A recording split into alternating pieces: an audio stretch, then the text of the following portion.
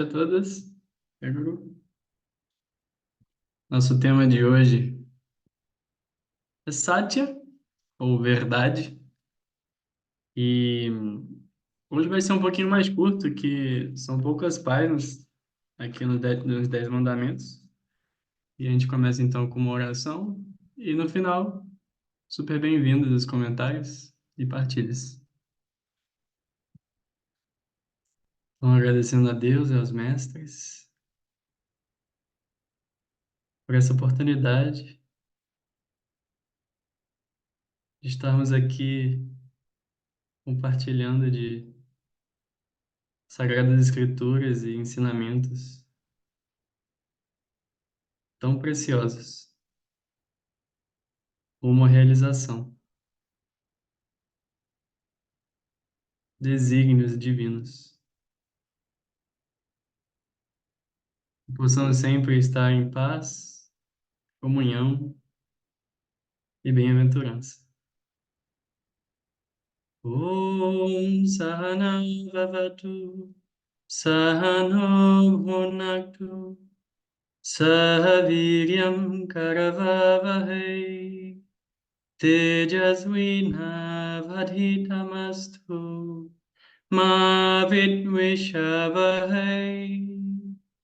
Om Shanti, Shanti, Shanti.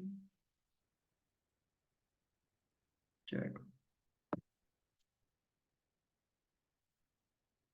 Satyam, o caminho da verdade. O segundo mandamento do yoga. Yoga significa unidade. Essa unidade não se limita às nossas vidas pessoais. É através da expansão do nosso amor além de nós mesmos, da nossa família imediata e de amigos que vivenciamos a unidade com o mundo exterior. Somos capazes de sentir essa unidade com os outros, porque somos essencialmente apenas um. O que é a verdade? Ela pode ser de dois tipos: a verdade absoluta e a verdade relativa. Verdade absoluta. O que é a verdade absoluta? Vamos analisar um exemplo. Muitos ornamentos, como anéis, braceletes, correntes ou colares, são feitos de ouro. O que há em comum em todos eles? O ouro. O ouro estava lá antes do ornamento ser feito. E ele continuará existindo independente do objeto estar inteiro, quebrado ou ter sido derretido. O ouro sempre permanecerá, mesmo que a sua forma se modifique.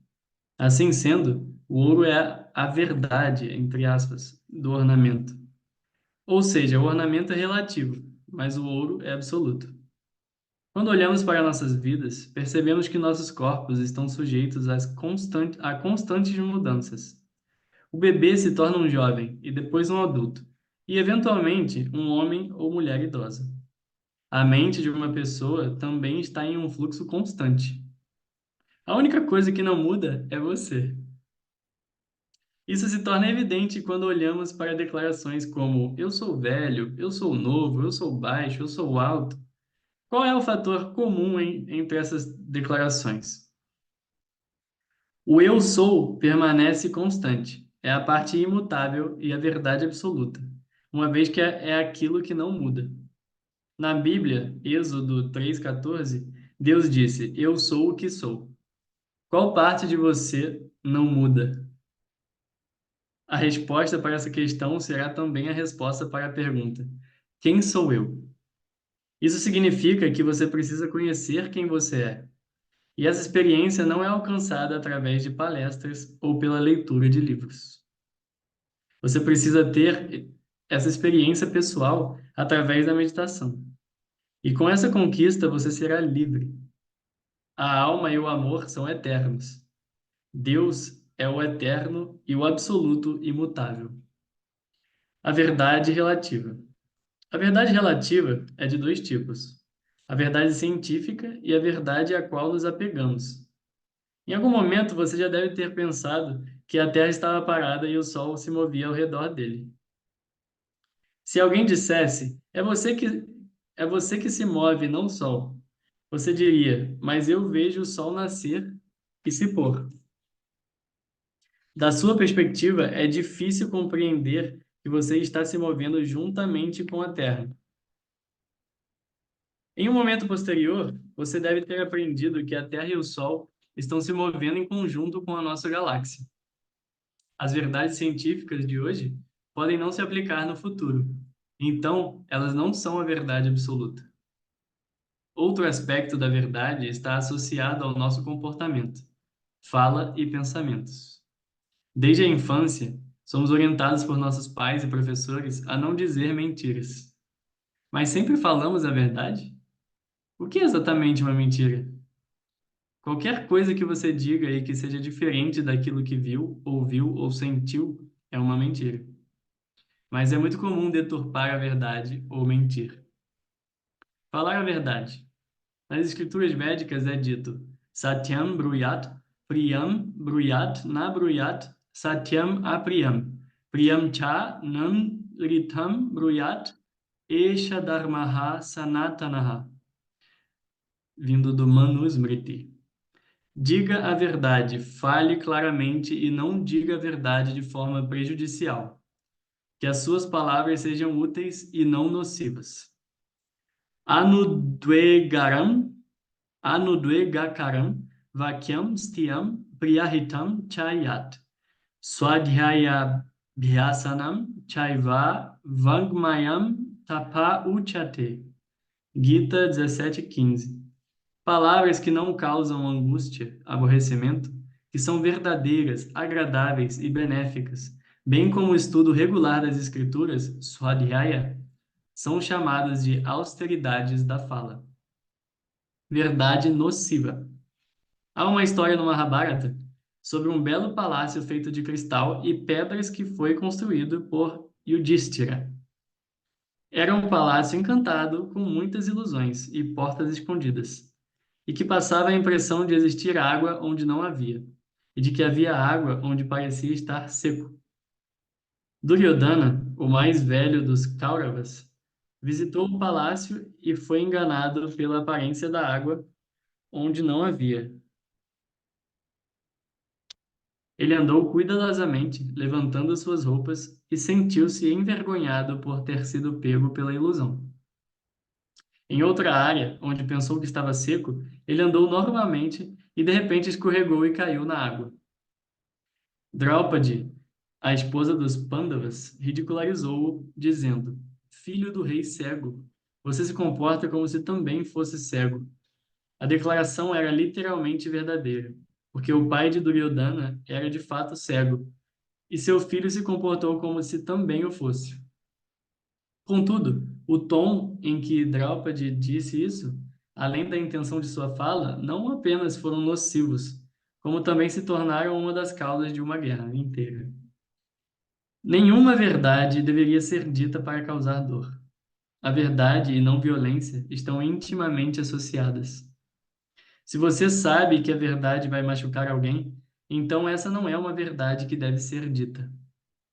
Sempre seja sincero em pensamentos, palavras e ações.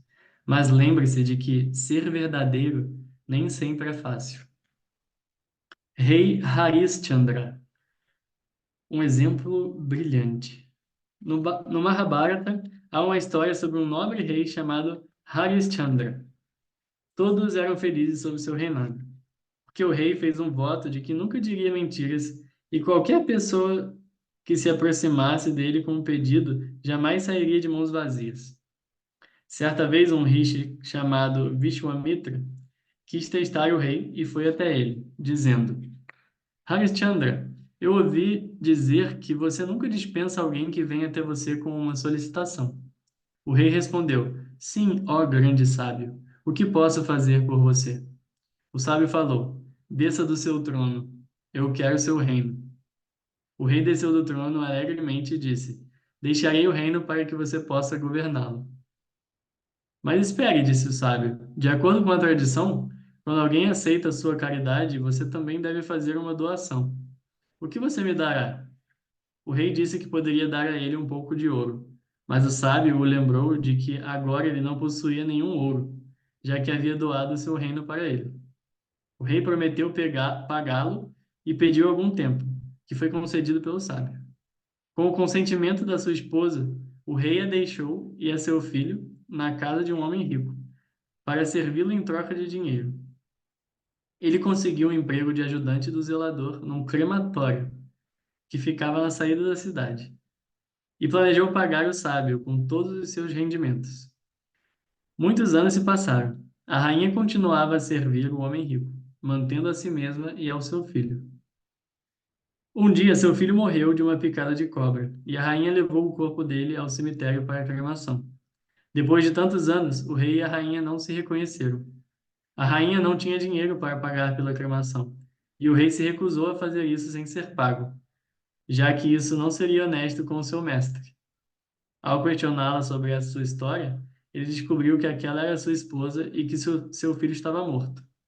Nesse momento, o Rishi veio até eles para dizer que estava apenas testando o rei e que estava feliz com seu comprometimento com a verdade. Ele também concedeu uma nova vida ao príncipe e devolveu o reino ao rei. Verdade e não violência. Certa vez, houve um Rishi que padecia de intensa dor, mas não conseguia morrer. Os guardas do rei o tinham pego roubando e o rei o sentenciou com a pena de morte. O que de fato aconteceu foi que um ladrão que havia roubado o tesouro real foi perseguido pelos soldados do rei e jogou o tesouro perto do sábio que estava meditando. E então se escondeu. Os soldados, encontrando o tesouro perto do Rishi, suspeitaram dele e o levaram para que fosse sentenciado. Agora, o sábio, torturado pela dor e incapaz de morrer, meditou no Senhor da Morte e perguntou a ele: Na minha vida eu não pequei. Por que estou sendo punido dessa forma? O Senhor da Morte perguntou a ele: Você está falando sobre esta vida, mas você se lembra do que fez nas suas vidas passadas?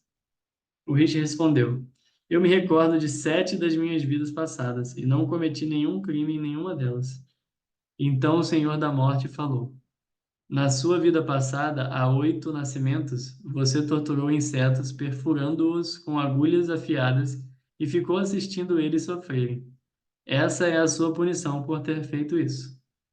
O sábio disse: Eu não entendo. Fiz isso quando era uma criança e não sabia o que estava fazendo. O Senhor da Morte respondeu: O fogo não queimará a criança se ela colocar seu dedo nas chamas. Mesmo o fogo não queimará a criança se ela colocar seus dedos nas chamas, mesmo que ela não saiba o que está fazendo? O Rishi e o Senhor da Morte entraram num acordo, concluindo que os erros cometidos por crianças com menos de 4 anos de idade seriam perdoados. E assim o sábio foi finalmente capaz de deixar seu corpo. Essa história ilustra os princípios da verdade e da não violência. Não minta, mesmo que seja por brincadeira. Aqueles que desejam ser yogis devem ser sempre honestos em seu comportamento. E embora sejamos ensinados assim desde a infância, muitas vezes não fazemos isso, em uma situação desafiadora. Há outra bela história sobre como podemos ser sinceros e praticar a não violência quando confrontados com uma situação desafiadora. Algumas vezes, parece que falar a verdade pode ser prejudicial para outras pessoas. E, por outro lado, não revelar a verdade pode salvar uma vida. Em tal situação, temos que decidir se queremos dizer a verdade ou evitar um ato de violência. Alguém escreveu uma carta para Mahatma Gandhi que dizia: Gandhiji, vou narrar uma história confusa. Um monge estava sentado em um cruzamento quando viu uma corça apavorada passar por ele. Logo, um caçador apareceu e perguntou ao monge por qual caminho a corça havia seguido. Nessa situação, se o monge dissesse a verdade, a corça poderia ser morta. E se não dissesse a verdade, a corça seria salva, mas ele teria mentido. Estamos diante de um conflito entre a verdade e a não violência. O que ele deveria fazer? A resposta de Gandhi foi: Você não é obrigado a dar uma resposta, pois tem a escolha de responder ou não. Em outra versão dessa história, o monge disse para o caçador: Meus olhos viram, mas não podem falar, e minha boca fala, mas não pode ver. uma questão de vida ou morte. Há uma exceção descrita nas Escrituras que nos permite dizer uma mentira, mas somente sob certas condições. Se você puder salvar a vida de alguém, ou se muitas pessoas forem beneficiadas, é permitido dizer uma mentira. No Mahabharata, Yudhishthira proferiu uma inverdade. Ele disse: Ashwatthama está morto, em voz alta, e em seguida disse: um elefante, em voz baixa. Sua declaração levou Drona a acreditar que seu filho, Ashwatthama, estava morto. Mas a verdade era que um elefante com o nome de Ashwatthama havia morrido. Ao ouvir isso, Drona desistiu de lutar e foi morto. Essa não foi considerada uma mentira por parte de Yudhishthira, já que foi a única maneira de matar Drona, que, de outra forma, nunca teria sido derrotado. E assim, a justiça jamais teria sido restabelecida no mundo. Se é uma questão de vida ou morte e você não pode permanecer em silêncio, você está autorizado a dizer uma mentira para salvar a sua vida, ou salvar uma vida. No entanto, não fale de modo a criar tristeza, agitação ou agressividade nas outras pessoas, mesmo que esteja dizendo a verdade. A verdade pode ser de três tipos: verdade de pensamento, palavra ou ação. Não alimente pensamentos negativos e sempre pense em coisas boas, em Deus e no amor. A mente gosta sempre de pensar, então faça com que ela permaneça em pensamentos positivos e inspiradores. E não fale sem necessidade. Quem fala muito tem grandes chances de dizer algo errado ou inverídico. Ao falar, diga apenas o que for útil, de forma doce, pausada e gentil. Não machuque os outros com aquilo que você diz ou faz. Antes de dizer algo ou fazer algo, pergunte a si mesmo se está sendo sincero. Mas como isso pode ser feito? É fácil. Satya Pratishta. No Yoga Sutra de Patanjali, há estas belas palavras, Satya Pratishta, que significam estar estabelecido na verdade. Qual é o significado dessas palavras? Em teoria, sabemos que Deus é onipresente, pois ouvimos e lemos sobre isso. Mas se isso é verdade, o que você vê quando olha para um galho de árvore, por exemplo? Para você, é apenas o galho de uma árvore, mas um verdadeiro buscador verá nesse galho a presença de Deus. Ao olhar para um alimento, uma mente comum pensará: que comida deliciosa! Mas um aspirante espiritual verá a presença de Deus naquele alimento. Deus é a verdade. Jesus disse: Deus é espírito e seus adoradores devem adorá-lo em espírito e em verdade. João 4:24. Deus é a verdade imutável e eterna, e sua presença está em toda parte. Em tudo que vejo, eu penso em Deus. Praticando dessa maneira, com empenho, você perceberá a presença de Deus em todo lugar. E dessa forma, como poderá sentir raiva ou tristeza? Conhecemos muitas teorias, mas quantos de nós as colocamos em prática com sinceridade? O benefício, no caso, vem a parte do Cid, né? Satya Pratishta é estar estabelecido na verdade. Se você praticar esse princípio, o que acontecerá? No Yoga Sutra, Sadhanapada Sutra 36, o sábio Patanjali afirma: Satya Pratishtayam Kriya Phalashrayatvam. Tudo que uma pessoa estabelecida na verdade diz se torna realidade. Por exemplo, quando Jesus disse: Seja curado, uma cura aconteceu sem a ajuda de um médico ou de qualquer medicamento. Se falar a verdade o tempo todo, você alcançará um Siddhi, conhecido como Vaksiddhi, significando que tudo que sair da sua boca se tornará verdade. Foi assim que Jesus curou as pessoas. Quando Jesus disse, seja curado, uma cura aconteceu. Quem fala a verdade o tempo todo e alcança a perfeição na fala, consegue tudo o que quiser.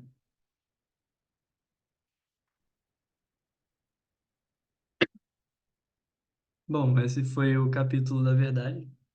E eu lembrei de uma história muito boa, gostaria de compartilhar. A mãe dos meus irmãos uma vez me contou uma história de que ela estava dentro de um ônibus no Rio de Janeiro. E aí o ônibus foi assaltado. Estavam assaltando o ônibus inteiro. E aí o assaltante chegou na vez dela, né? De entregar as coisas. E ela simplesmente olhou pra cara dele, sim. E ela fingiu que ela era surda muda. E começou a falar em Libras. Ela sabia um pouquinho, assim, e aí ela começou a falar em Libras e o cara desistiu, simplesmente. E outra vez ela foi mais insana ainda, aconteceu a mesma coisa. E ela olhou pro cara assim e falou: Ô, Marcinho, não sei o quê, você não tá lembrando de mim, não? Sou a cunhada lá de sei lá, fulano de quem. E o cara caiu na tela. Muito incrível, muito incrível. Mas então fica aí, ó, as reflexões, né, pra semana. A gente, muitas das vezes também a gente, uma frase que eu percebo que as pessoas caem muito, incluindo nós mesmos, é a frase eu sei, né? É uma coisa muito corriqueira, assim, de tipo, às vezes realmente você, alguma coisa é, inerente à sua sabedoria, mas até onde a gente enxerga a verdade, né? Como verdade absoluta, como as verdades escritas nas escrituras e de Deus. É isso, foi curto. Se alguém quiser compartilhar alguma coisa, super bem-vindo. E semana que vem, não sei se estaremos com Swamiji ou com John Baba. Gratidão pela presença de todos.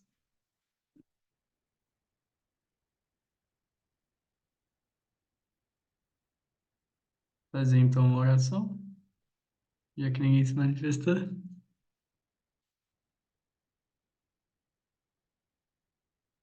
Om Purnamada Purnamidam Purnat Purnamudakshate Purnasya Purnamadaya Purnameva Vashishyate Om Shanti Shanti Shanti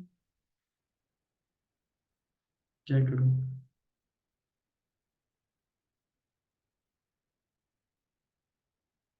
Pranam a todos. Boa noite. Até breve.